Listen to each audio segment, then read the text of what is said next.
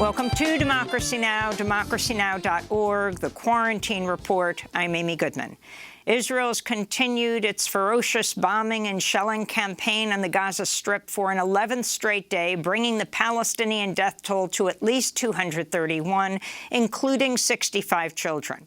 Earlier this morning, Israeli forces bombed the crowded Jabalia refugee camp. Palestinian health officials say 1,700 Palestinians have been wounded. Over 1,300 housing units have been completely demolished or severely damaged. Israeli authorities say 12 people have been killed inside Israel from rockets fired from Gaza. Israeli Prime Minister Benjamin Netanyahu has so far rejected calls for a ceasefire, but Hamas officials say a truce could be reached within a day. In the West Bank, Palestinian President Mahmoud Abbas demanded an end to the Israeli attack and Israel's occupation. What the occupation is doing in Gaza, including vicious attacks on civilians, deliberate shelling of residential areas and institutions, destruction of infrastructure, as well as the killing of women, elderly, and children, is organized state terrorism, carried out by the Israeli occupation, and war crimes punishable by international law. On Wednesday, President Biden spoke to Prime Minister Benjamin Netanyahu again and reportedly told him that he, quote, expected a significant de-escalation today on the path to a ceasefire, unquote. But the Biden administration also said the same day it would block a United Nations Security Council resolution proposed by France calling for an end to violence and humanitarian access to the Gaza Strip. The U.S. has blocked at least 3 other such attempts at the UN since Israel's bombing campaign began 11 days ago. On Capitol Hill, Senator Bernie Sanders Wednesday introduced a resolution calling for an immediate ceasefire and supporting diplomatic efforts to protect human rights and to uphold international law. Sanders blasted a competing Republican-led resolution for failing to express sympathy for the killing of Palestinians. The loss of 12 innocent Israeli lives is, in fact, a tragedy. But what about the loss of 227 Palestinian lives, including 64 children and 38 women? Today, Senator Sanders is expected to introduce a resolution of disapproval on a planned $735 million U.S. sale of precision-guided weapons to Israel. A similar resolution in the House was co-sponsored by Democrats Alexandria Ocasio-Cortez, Mark Pocan, and Rashida Tlaib, the first Palestinian-American congresswoman.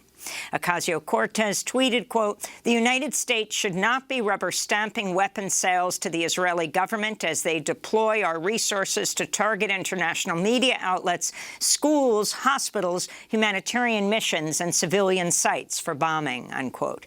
After headlines, we'll spend the rest of the hour on the crisis in Israel and the occupied Palestinian territories. India reported another 3,800 coronavirus deaths Thursday, just 24 hours after setting a new single-day record high for the pandemic with over 4,500 COVID deaths. India's massive second wave appears to have crested, but the nation is still reporting more than 250,000 cases per day. In recent days, hundreds more corpses of COVID-19 victims have been discovered floating in the Ganges River, adding to evidence that Prime Minister Narendra Modi's government is concealing the true toll from its failed response to the crisis. India's official death toll now stands at over 287,000, though public health experts say the real number could be up to 5 times higher. Here in New York, Mayor Bill de Blasio joined a ribbon-cutting ceremony at the celebrity chef Daniel Bouluds' newest Manhattan restaurant Wednesday, celebrating the return of indoor dining at 100% capacity for the first time since March of 2020. This is the largest restaurant reopening since the pandemic. This is a symbol of New York City coming back right here, right now. Daily U.S. coronavirus cases continue to decline, even as the pace of U.S. vaccinations continues to slow. There were fewer than 30,000 new cases reported nationwide Wednesday. Meanwhile, the European Union says it will reopen its borders to fully vaccinated travelers. On Wednesday, French President Emmanuel Macron shared a drink at an outdoor Paris cafe with France's prime minister to celebrate the partial reopening of restaurants. More than 3 in 10 people in France have received at least one shot of a COVID-19 vaccine. The House of Representatives approved a bill Wednesday to create a bipartisan commission to investigate the January 6th insurrection at the U.S. Capitol. 35 Republicans joined Democrats in favor of the bill. Indiana Congressmember Greg Pence, the brother of former Vice President Mike Pence, voted against the bill, even though Vice President Pence had to be evacuated with family on January 6 as the mob of insurrectionists called for him to be hanged. The measure's fate now rests in the Senate, where Minority Leader Mitch McConnell has vowed to oppose it, as the House Minority Leader Kevin McCarthy also opposed it. Elsewhere on Capitol Hill, 3 survivors of one of the worst racial terror attacks in U.S. history testified to Congress Wednesday in favor of reparations ahead of the 100th anniversary of the Tulsa massacre. Over 2 days, beginning May 31st, 1921, racist white mobs set fire to homes, businesses, and churches in Greenwood, a thriving African-American business district in Tulsa, Oklahoma, known as Black Wall Street. 107-year-old Viola Fletcher is the oldest living survivor. She testified. I will never forget the violence of the white mob when we left our home. I still see black men being shot, black bodies lying in the street. I still smell smoke and see fire. I still see black businesses being burned. I still hear airplanes flying overhead. I hear the screams. I have lived through the massacre every day. Our country may forget this history, but I cannot. I will not, and other survivors do not, and our descendants do not. A warning to our audience, this next headline contains disturbing footage of police violence.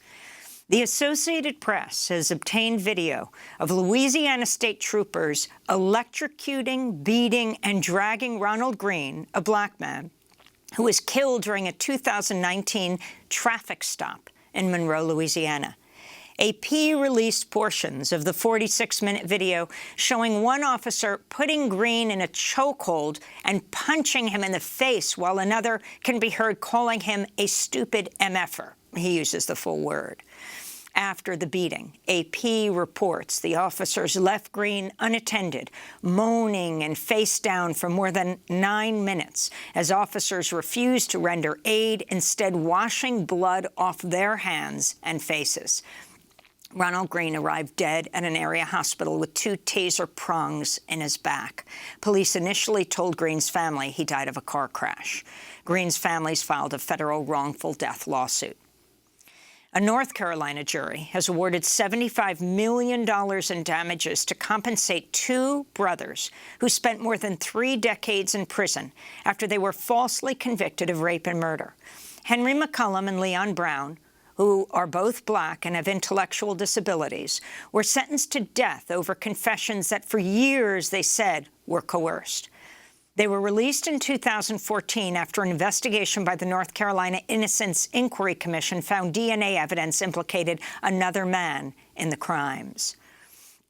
Texas carried out its first execution in 10 months on Wednesday night, administering a lethal injection to 41-year-old Quentin Jones, a black man convicted for killing his great-aunt in 1999. Jones had pleaded with the Texas governor to spare his life in a viral video produced by the New York Times. The victim's family had forgiven Jones and publicly opposed the execution, including signing a petition for clemency. In a shocking move, there were no media witnesses present during Jones' execution. A spokesperson said news staff failed to tell reporters it was time to carry out the lethal injection, and so they were left waiting in an office across the street while Jones was executed. Executives from biotech company Emergent Biosolutions were grilled by lawmakers Wednesday over multiple failures in the manufacturing of coronavirus vaccines, which led the company to throw out 15 million doses earlier this year due to contamination. This is New York Congressmember Carolyn Maloney speaking at the hearing Wednesday. This is unfair to the American taxpayer, to say the very least. When you have a contract, you should produce the product. So far, we haven't even gotten 1 dose of the product out to the American taxpayer. Yet you have been able to get bonuses, millions of dollars in pay going out to executives, and they have not completed the contract. Former government officials serve on the board of Emergent, and the company spends an average of $3 million a year on lobbying lawmakers. A massive sheet of ice, 4 times the size of New York City, has broken free from Antarctica's Ron ice shelf, becoming the world's largest iceberg. Though such events are part of a natural cycle, scientists warn greenhouse gas emissions and other forms of air pollution are warming the Earth's polar regions faster than the rest of the globe, threatening wildlife and contributing to rising sea levels. In Britain, scientists with the group Extinction Rebellion locked themselves to an exhibit at the London Science Museum Wednesday to protest its sponsorship by oil company Shell. Climate activists also staged an oil, quote, cleanup outside the museum. One of the protesters said, quote, Shell is using the Science Museum to legitimize its crimes. And McDonald's workers across the United States held a strike Wednesday to demand a minimum wage of $15 an hour. Senator Bernie Sanders and Congressmember Alexandria Ocasio-Cortez were some of the high-profile supporters who joined a virtual action in solidarity with the workers. Congressmember Ocasio-Cortez called on McDonald's to require all of its franchise locations to set a minimum wage of at least $15 an hour. Because they are a leader in this industry, and their actions set the tone and set the standard for so many other competitors as well. And so you're not just fighting for you and yourselves, you are fighting for food workers across this country to be paid a living wage and to be able to get the union that they deserve. And those are some of the headlines. This is Democracy Now!, democracynow.org, The Quarantine Report. I'm Amy Goodman.